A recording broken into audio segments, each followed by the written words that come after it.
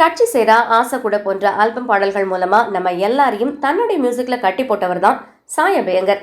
இப்ப இவர் சினிமால பிஸியான மியூசிக் டைரக்டரா மாறிட்டாரு. டியூட் படத்துல ஆரம்பிச்சு இப்ப விஜய் சேதுபதி, தனுஷ்னு பெரிய ஹீரோக்கள் படங்களுக்கு இசையமைச்சிட்டு வராரு.